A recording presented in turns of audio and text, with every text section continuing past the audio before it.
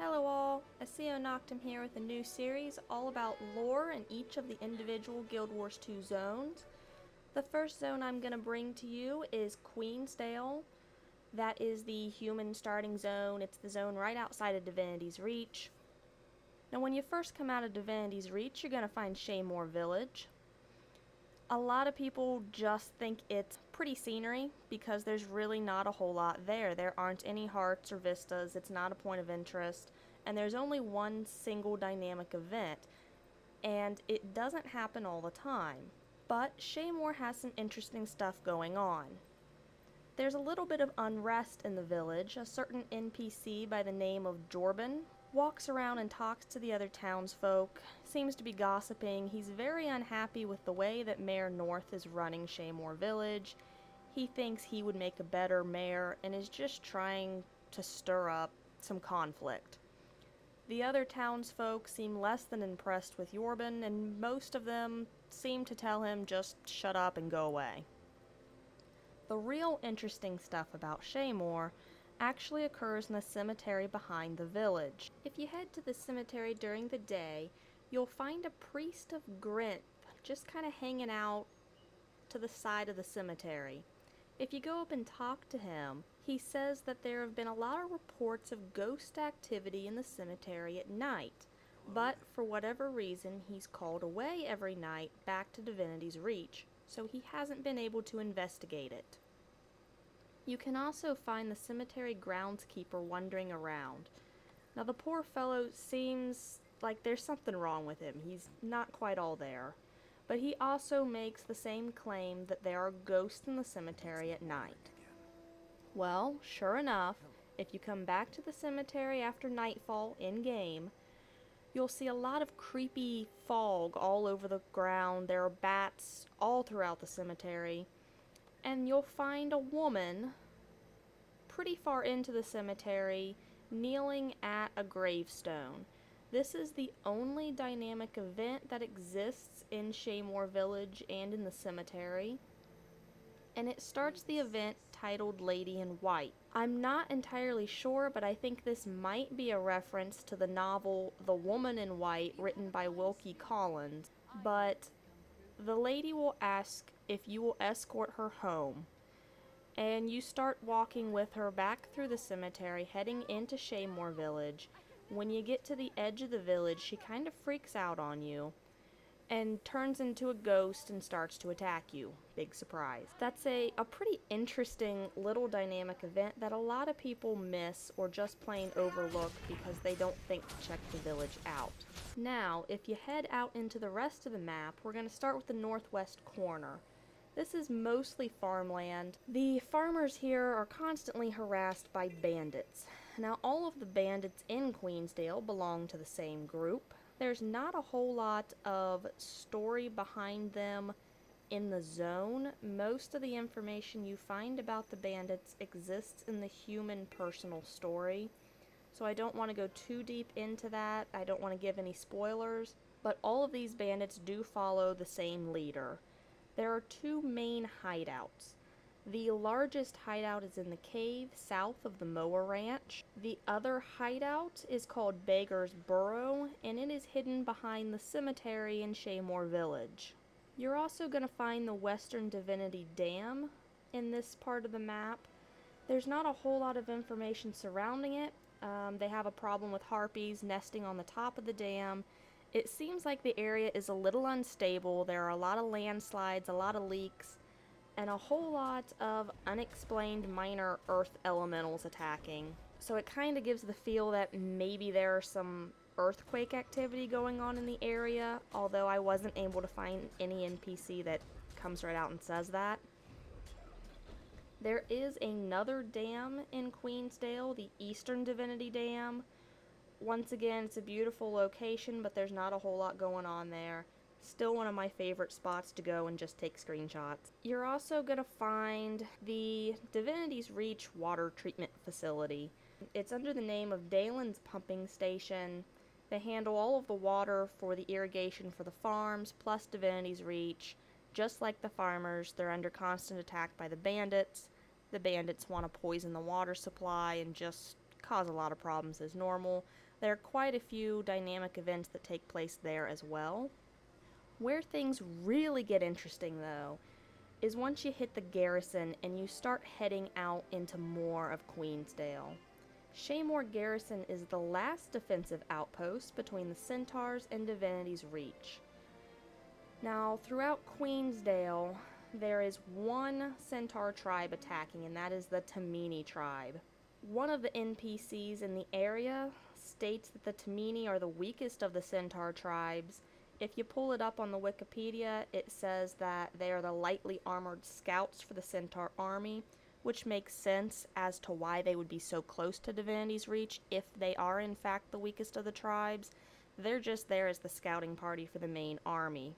You can identify the Tamini tribe, if you're not just looking at their nameplate, by their goat-like facial features and horns, and their brown and white spotted pattern on the body.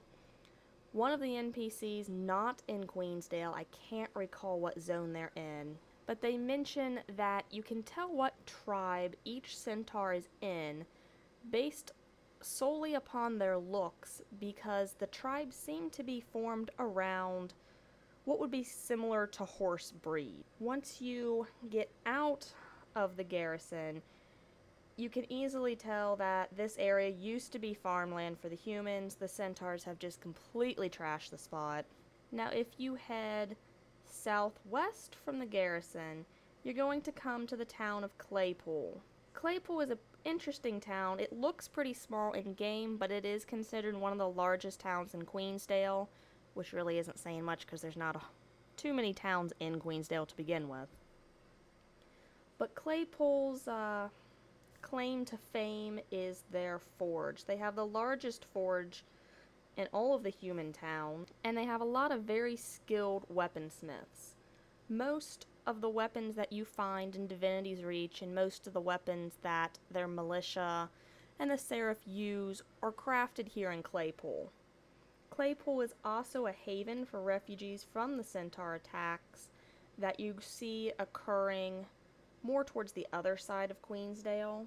They choose to come to Claypool because it is a walled city, it's easily defensible, and there are a lot of Seraph in the area because this seems to be where they do their training. And that's part of the heart event. You can jump in and train with the militia and whatnot. Other than that, there's not a whole lot going on down in that corner. It's mostly just some more farmland, some fishing. On the northeast corner of the map, you're going to find the lumber mill. Once again, there's not a whole lot around it. It's just an interesting heart area. They're under attack by wasps and scrit.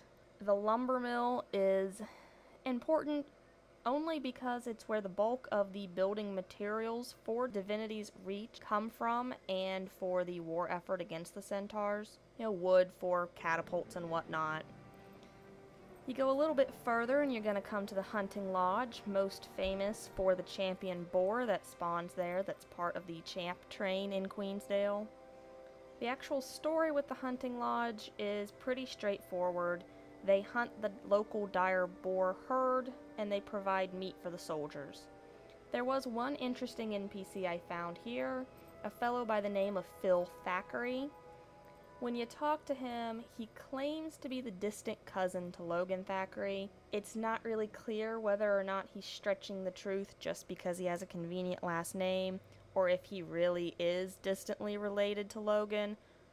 I lean more towards the first. Where it gets really interesting in the northeast, however, is once you hit Beetleton. Beetleton is the largest town on the map. It is under the protection of Lord Codicus, who is absolutely adored by every single townsfolk in the area. You can talk to a lot of people in the town. Every single one of them just gushes over how fantastic and generous and amazing Lord Codicus is. He recently created the carnival that you can see in town. It's near the skill point. This carnival generated a lot of income, which allowed Lord Codicus to hire additional guards. There are a lot of guards present in Beetleton, which means that the city is never attacked. There aren't any dynamic events that have to do with the centaurs or the bandits in the area. Lord Codicus claims this is due to his guards. It's a little suspicious. This is also the location of the dungeon, Codicus Manor. I'm not going to cover that in this particular video, but there's definitely some interesting stuff going on in Beetleton. Lord Codicus is also stated as being the rival of Queen Jenna due to his experience in leading and the fact that everyone seems to love him. Now, once you exit Beetleton, you're going to come to the farms surrounding the town. The farms don't seem to be under the protection of Lord Codicus himself. There are not near as many guards or seraph present here. As such, the farms are regularly attacked by centaurs, and these centaurs are extra nasty. They take these farmers and use them as slaves. This is one of the main event locations of the area. There's a giant meta event all about taking the centaur camps and rescuing the slaves and whatnot. It's a lot of fun to do. Where it gets most interesting in Queensdale, of course, is the swamp, the home of the shadow behemoth. This is the southeast portion of the map if you don't have it uncovered yet. To get here, you're going to have to pass Eldvin Monastery. The monastery is dedicated to the human god Cormyr.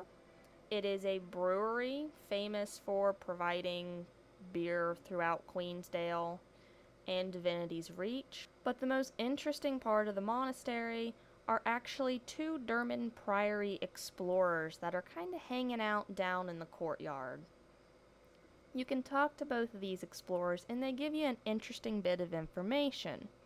They have a theory that creatures from the underworld are able to pass into the swamp because the boundary between this realm and the mists was weakened when the Temple of Ages was destroyed.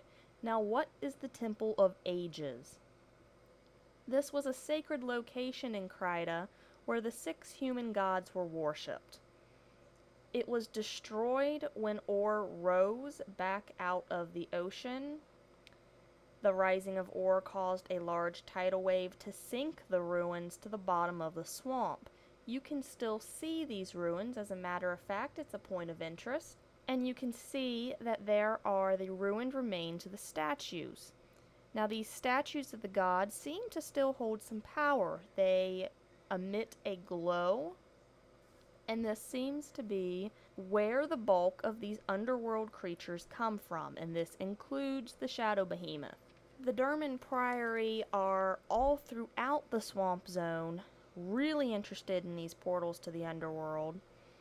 And you can find a little camp. It's pretty close to the monastery, but still inside the swamp itself, where there are a handful of Derman Priory members hanging out, all kind of huddled around a table. If you go up and start talking to them, they tell you that they found a book written by a woman who was extremely interested in the underworld. She found information on how to perform a ritual that would open a portal and allow her to step through into the underworld. You can read the book with the Derman Priory workers, and the woman throughout it talks about how afraid she is of doing this. She doesn't know what's going to happen, but she goes through with it anyway. And in fact, she writes the instructions for the ritual in her own blood. And you can choose to perform the ritual, and it does in fact spawn a portal to the underworld, but you cannot go through it yourself. It just spawns a nasty looking underworld denizen that isn't very friendly.